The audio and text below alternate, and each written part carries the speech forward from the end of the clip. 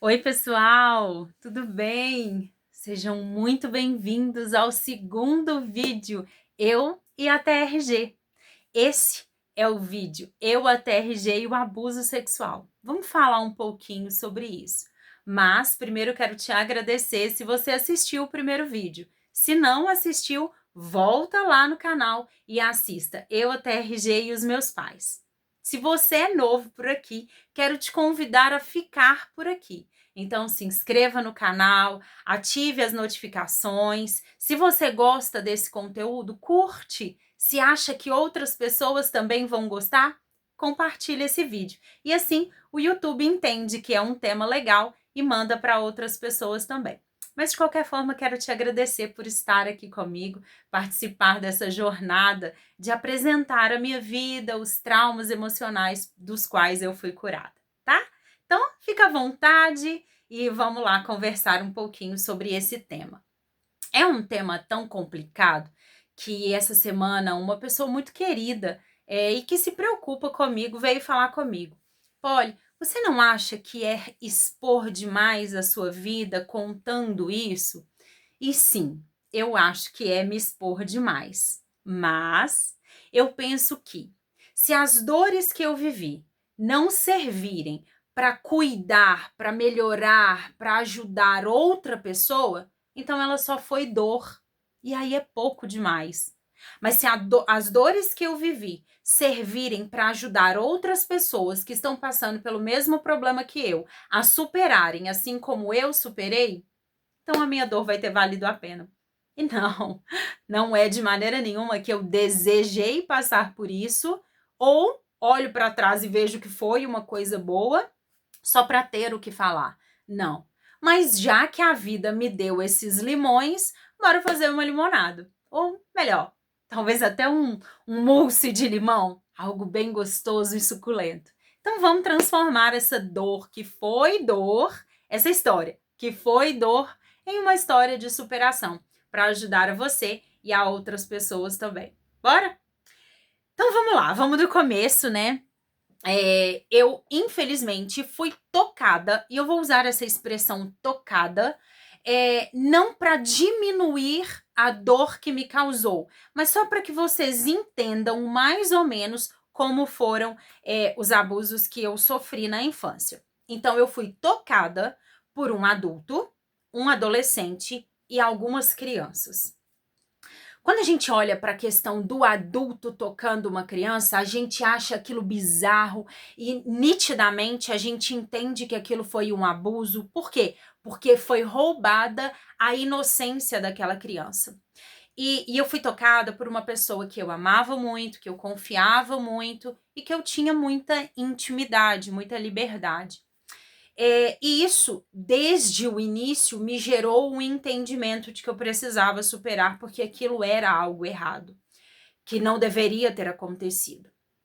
O adolescente que me tocou, tudo isso aconteceu quando eu era criança, tá?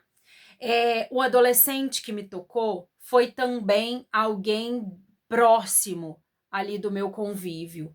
E no meio de uma brincadeira, eu estava brincando de esconde-esconde e eu acho que eu tinha em torno de uns 9, 10 anos.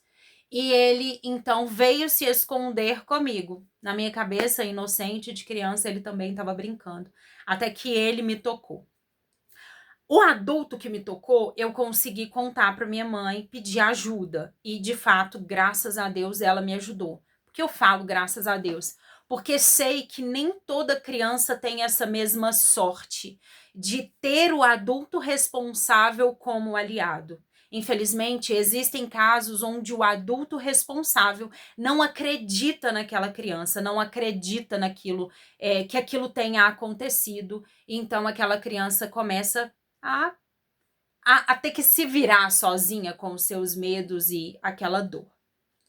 O adolescente, eu não tive coragem de contar.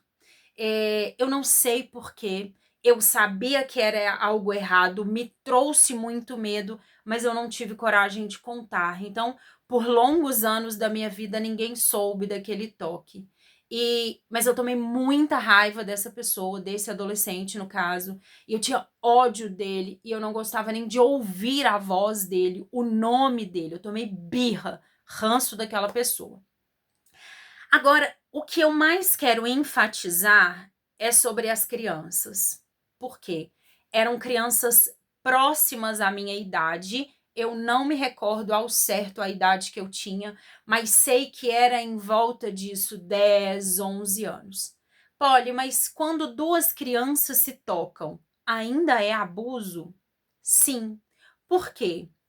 A natureza da criança não vai optar, não vai levar a ela a esse lugar de abuso. Ela pode ter uma curiosidade, sim, em relação ao conhecer as partes íntimas, mas tem coisas que as crianças fazem que é impossível ter saído só da cabecinha delas. Provavelmente elas viram alguém fazendo, tiveram conteúdos, tiveram acesso a conteúdos de foto, filmagem. Na minha época, né, que a gente está falando de muitos anos atrás, tinham DVDs, tinham fitas dentro de casa, onde este conteúdo poderia estar disponível, acessível ali para as crianças. Então, tem toques que as crianças têm entre si que é uma curiosidade. E aí você olha assim uma certa inocência daquelas crianças querendo se conhecer. Mas tem coisas que outras crianças fazem e propõem para essas crianças que não têm inocência. Provavelmente a inocência dessa criança já foi roubada. E foi o que aconteceu comigo. Quando algumas dessas crianças viam brincar comigo nesse sentido, nem sempre era com aquela ideia, vamos brincar de tal coisa? Vamos brincar disso? Não. Às vezes era no meio da madrugada, no meio do filme, ali num momento onde eu estava sendo invadida, estava sendo tocada contra a minha vontade. O fato de sermos crianças na época me fazia entender que se eu deixei, eu estava sendo conivente. Então, se eu deixei, não, né? Porque ninguém me pediu. Se eu não gritei, se não fizeram um escondido no meio do escuro, como foi a brincadeira de esconde-esconde, parecia que eu também era culpada. Então, eu não tinha coragem de contar para os adultos que eram responsáveis por mim que eu estava vivendo aquilo. Então, também, por longos e longos anos, vivi como se eu tivesse sido também agressora naquela situação. E eu não estou dizendo que eu não fui, né? Pode ser que essa outra criança também tenha tido essa ideia, mas o que eu quero que vocês entendam é que eu não entendia muito bem o que estava acontecendo. Então, aquela criança que vem com um pouco mais de maldade, ela se torna ali, então, o abusador. E o tempo passou e eu sempre pensava no adulto e no adolescente. E eu sempre muito preocupada com o perdão. Preciso perdoar, preciso liberar essas pessoas. Não posso ter raiva, não posso ter ódio dessas pessoas, não posso guardar isso como uma mágoa. Preciso perdoar, preciso perdoar, preciso perdoar. Hoje, com a terapia, eu entendo que o perdão ele é uma consequência. É como se fosse o fruto de uma árvore. O fruto daquela árvore, ele vem saudável porque a raiz está saudável. Mas se a raiz daquela árvore estiver doente, o fruto que ela vai gerar é um fruto doente. Então, desejar ardentemente que alguém perdoe o agressor da noite para o dia é um erro muito grande. Por quê? Porque é exigir que uma árvore que está com a raiz doente dê um fruto saudável. Então, o perdão, ele parece assim, algo mais pesado. Mas, quando você olha para aquela dor, para aquele trauma, para aquela cena que te aconteceu, que foi assim que eu me curei, olho para aquilo, me permito sentir o que aquilo me traz. Com o passar do tempo, a minha raiz vai ficando curada. Então, o perdão, ele vem como se fosse um fruto, uma consequência desse trabalho bem feito. O adulto, eu trabalhei o perdão dele ao longo da minha vida. Dentro da igreja, com propostas de ministrações de perdão, eu fui diluindo aquela dor ao longo da vida. O adolescente, eu ainda tinha muita raiva, mas eu achava errado que eu senti raiva dele, entende? Por quê? Por causa da minha religião. Porque quando a gente fala que nós somos cristãos, a ideia é crente tem que ser perfeito. E não, não tem. Como um ser humano cristão, primeiro eu sou um ser humano e os meus sentimentos, eles existem dentro de mim. E às vezes nesse desejo de ser alguém melhor, um ser humano melhor, um cristão melhor, e eu sempre tive esse desejo, eu não me permitia sentir raiva daquela pessoa, mágoa daquela pessoa. E isso dificultou um pouco o processo. É como se tivesse estendido ele por mais tempo do que realmente precisava. Então, quando eu conheci a TRG e eu fui trabalhar na terapia os abusos que eu havia sofrido, a primeira coisa que me foi permitida foi sentir. E, de fato, o abuso do adulto eu já tinha conseguido diluir. Eu não tinha mais mágoa, não tinha mais ressentimento daquela pessoa. Mas do adolescente eu tinha muita raiva ainda. Tinha, assim, um ódio daquela pessoa. E eu sentia, durante a terapia, uma necessidade de expressar a minha raiva com palavras. Eu queria xingá-lo. Só que eu não queria fazer isso com a pessoa. E a TRG, ela me proporcionou isso. Por quê? Porque eu não queria derramar sobre ela o lixo que estava dentro de mim.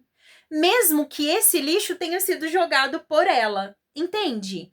Aquela dor tinha sido causada por aquele adolescente. E eu digeri, mantive ele dentro de mim por muitos e muitos anos. E eu não queria hoje só devolver esse lixo para aquela pessoa. Então eu não tinha o desejo de agredi-la verbalmente, pessoalmente. Mas eu tinha essa necessidade, essa vontade de xingá-lo.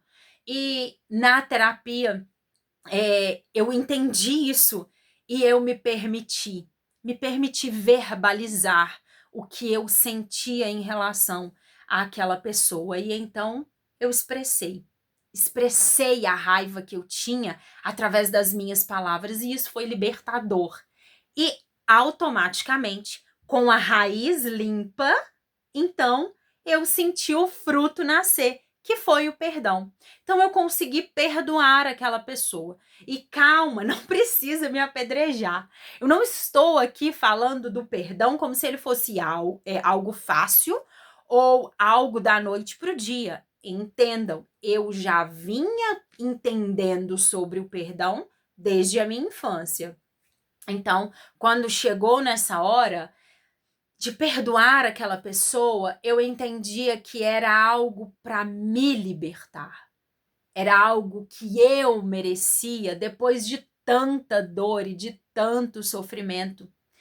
E os maiores sofrimentos que eu tinha foram as percepções que eu tive, as crenças limitantes, depois destes episódios na infância. Por quê? O fato dessas pessoas terem vindo, tocado em mim, sem me pedir, sem me dar uma satisfação, sem me explicar o que estava acontecendo, me fez chegar então a um entendimento. Isso eu já adulta, né? Eu não nasci para ter prazer, eu nasci para dar prazer. Eu nasci para ser um objeto na mão das pessoas.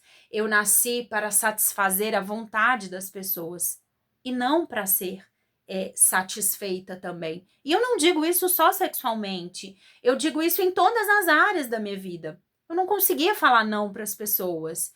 Esse entendimento me levou a um lugar de que eu precisava agradar a todos, eu precisava ser boazinha, eu precisava fazer o que o outro esperava de mim. E não, eu não podia dizer não. Eu não podia falar, opa, não gostei disso, eu não podia me expressar. E eu não podia ter os meus prazeres, os meus desejos e as minhas vontades saciadas. Por quê? Se qualquer um veio, tocou em mim e foi embora, talvez seja só para isso mesmo que eu sirvo. Então, nesses longos anos de cuidado com a minha alma, com os meus sentimentos, eu fui entendendo que não, que as coisas não eram assim, né? Que sexo não era algo para ser deturpado. Sexo era bom e que tinha sido Deus quem tinha criado para o casamento e para a vida íntima de um casal adulto, não era com criança. E essas coisas foram sendo geradas no meu coração, no meu entendimento, mas ainda assim eu sentia algumas limitações em mim, baseadas, na verdade, consequências daquilo que havia me acontecido. E uma delas era me sentir inferior a outras pessoas, e principalmente por essas crianças que haviam me tocado. Algumas dessas pessoas que me tocaram ao longo, né, da minha infância, eu tive contato com elas depois, outras não. E quando eu tinha contato com essas pessoas, é como se aquela Poliana acuada da infância, ela revivesse, sabe? Assim, ela voltasse à tona. E hoje eu entendo que é porque eu estava congelada naquele dia, naquelas ocasiões. Congelada como, Polly? Quando você vive uma situação e você não tem a capacidade emocional de reagir, de pedir socorro, de gritar, de falar não, de mandar sair, de dar uma paulada, seja como for a sua reação diante daquela agressão, é como se você ficasse congelado emocionalmente. E para sempre o seu inconsciente te mostrasse: opa, eu não posso reagir, eu não posso falar nada, eu tenho que ficar quieta, tenho que ficar calada. Por quê? Porque é como se aquela pessoa que estivesse fazendo aquilo, ela fosse maior do que eu. E não é fisicamente, é emocionalmente. Aquela pessoa, ela é melhor do que eu, aquela pessoa, ela tem direitos sobre mim e sobre o meu corpo. Então eu preciso me calar.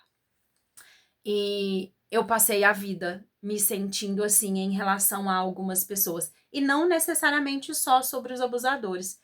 Por quê? Porque a criança, quando ela aprende uma lição, ela expande aquela lição, ela generaliza aquela lição e ela coloca ela para todas as pessoas que ela conhece.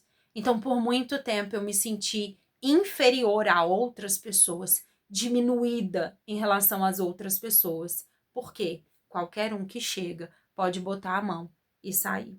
Botar a mão em mim e sair. E quando eu cheguei na terapia que eu tive esse entendimento, sabe? Dessa visão diminuída que eu tinha. Eu já sabia que eu tinha uma autoestima baixa. Por mais que às vezes era interessante, eu me achava bonita, eu me achava uma boa pessoa. Mas em algumas situações eu pensava, eu não dou conta, eu não posso, eu não sei, eu não aprendo, eu não posso dizer não, eu não posso falar a minha opinião, eu não posso expressar o que eu sinto. E na terapia eu entendi que muito disso veio decorrente aos traumas que havia vivido na minha infância.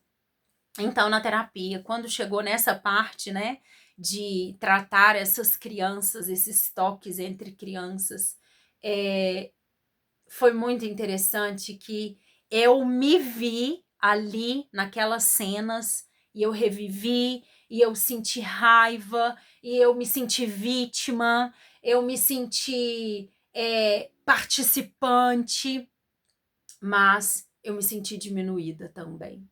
E ali eu, com algumas sessões não, porque eu resolvi tudo, se eu não me engano, em 2 sessões, acho que foi 2, mas a gente vai fazendo ali várias etapas, né? Então uma sessão rende muito, e assim ia passando filme após filme, que era reviver aquela cena, era sentir de novo, era assistir aquilo, e cena após cena, eu fui entendendo. Primeiro eu fui vítima, eu fui conivente, eu não gritei, eu não pedi ajuda, então eu era culpada, e eu era diminuída, e de repente eu entendi, não, eu sou maior do que essa pessoa. e não é melhor. Eu sou maior. Eu posso me proteger, eu posso me guardar, eu posso falar não. Ninguém tem direito de me tocar se eu não quiser. Ninguém tem o direito de fazer comigo aquilo que eu não quero. Ninguém tem o direito de me induzir a algo que não vai ser bom para mim. E era como se eu me visse crescendo diante daquela situação. E foi muito maravilhoso poder entender. Eu não sou mais vítima dessa situação. O abuso sexual, ele faz parte da minha história, mas ele não me define mais. Essa dor, ela não mora mais em mim. Eu deixei ela ir. E eu perdoei aquelas crianças que vinham e tinham me tocado. Perdoei a situação. Perdoei também os adultos que não foram capazes de colocar maldade nas nossas brincadeiras. Olha, sinceramente, não confiem em crianças brincando sozinhas, porque pode haver só uma curiosidade da idade, mas pode também haver ali uma das crianças que tenham mais informações do que a outra. Então, protejam as crianças. Nós precisamos proteger as nossas crianças para que eles não passem por isso, sabe? Precisamos olhar para as crianças como se elas realmente fossem alguém que a gente precisa cuidar e proteger e zelar, sabe? Criança não senta no colo de outra pessoa. E a gente precisa conversar sobre isso, sobre intimidade. E ensinar para a criança, não deixa tirar foto, não deixa tocar, ninguém pode entrar para ver você no seu momento de intimidade no banho, por exemplo. A gente precisa conversar com as nossas crianças. Isso é educação sexual, sabe? Porque se a criança tem aquele entendimento, opa, eu posso falar não, ela mesmo vai se proteger. Porque é claro, as crianças elas não vão estar com a gente o tempo todo para a gente protegê-las. Então a gente precisa, como adulto, ensinar para as nossas crianças que elas também podem e devem se proteger, se guardar, guardar o corpo, guardar a intimidade, falar não e gritar se precisar, pedir socorro e contar se houver acontecido algo em algum momento. Então, eu consegui, depois de muitos anos, me livrar dessa dor. E hoje eu consigo conviver com algumas pessoas, não tão de pertinho, mas consigo ter contato com algumas dessas pessoas e, de fato, olhar para elas e entender que, dessas crianças, no caso, e até o adulto e o adolescente, porque hoje eu penso que o abusado se torna abusador em algumas situações, quando isso não é curado, quando isso não é tratado. E eu posso olhar hoje para essas pessoas e entender, elas também devem ter sido vítimas. Isso não diminui o que elas fizeram, ok? Não diminui. Não estou passando pano para elas. Foi errado, pronto. Mas até quando isso ia me aprisionar? Chega, já foi. Eu posso superar isso. E eu tô aqui hoje para te dizer isso. Existe vida depois do trauma. Existe vida leve, tranquila e prazerosa depois de uma dor tão grande, sabe? Dá para ter uma vida sexual feliz, leve e sem a dor da criança que foi ferida. Entende? Mas é claro, a gente precisa de um processo. Não é da noite pro dia, não é num passe de mágica. E não tem que começar pelo perdão. É tudo um trabalho, um processo. Mas eu digo e repito, é libertador. É libertador olhar para trás e pensar que eu posso contar isso hoje na internet sem sofrer. Por quê? Porque isso é uma ferida curada em mim. Graças a Deus por isso. É algo que eu olho e vejo. Isso faz parte da minha história. Mas como eu disse lá no começo, é uma parte da minha história que eu quero que seja o exemplo e a esperança para pessoas que ainda estão passando pelo processo de cura, que elas possam olhar para mim e falar assim, se a Polly deu conta, eu também posso dar conta. Porque quando eu estava no meu processo, eu também olhei para mulheres e principalmente mulheres, né? Porque homem também sofre abuso, gente. Homens também sofrem com essa dor, com esse trauma. Mas nós precisamos falar disso de uma forma leve e esperançosa, sem julgamento, sem apedrejamento, e entender que dá para ter vida depois disso, dá para ser feliz, dá para confiar nas pessoas, dá para ser leve, dá para ser satisfeito emocionalmente depois que a gente passa por algo tão doloroso e que nos marca de uma forma tão íntima. Mas é isso. Essa é a história que eu queria contar para vocês hoje, eu, a TRG e o abuso sexual, e dizer que tem esperança. E se você passou por isso e quiser compartilhar comigo a sua história, ou não é algo que ainda te dói tanto, que você precisa de ajuda para se libertar dessas dores, eu atendo como terapeuta, aplico a TRG assim como me foi aplicada. Então, se você precisar de ajuda, pode entrar em contato comigo pelo Instagram, Poliana Moriá Terapeuta, ou aqui mesmo pelo YouTube. E se você também é alguém como eu que já superou isso e quiser me contar, pode deixar nos comentários, vai ser um prazer ler a sua história. E se você conhece alguém que passou por isso, que está passando por isso e quer dar esperança para essa pessoa, compartilha o vídeo, deixe que ela escute também e ouça o meu relato e veja que tem esperança para ela, viu? E semana que vem nós temos outra história, a terceira história dessa jornada de conhecimento de vocês para comigo. E é eu, a TRG e o casamento. Também tive que superar algumas dores para conseguir ter um casamento feliz que eu tenho hoje. Então, eu te espero na semana que vem para te contar a terceira história dessa série. Muito obrigada se você chegou até aqui e eu aguardo para saber o retorno e tudo que vocês ouviram, gostaram e o que pensaram de tudo isso que eu tive para contar hoje. Então, muito obrigada se você ficou até aqui. Um beijo para você e a gente vê na semana que vem. Tchau!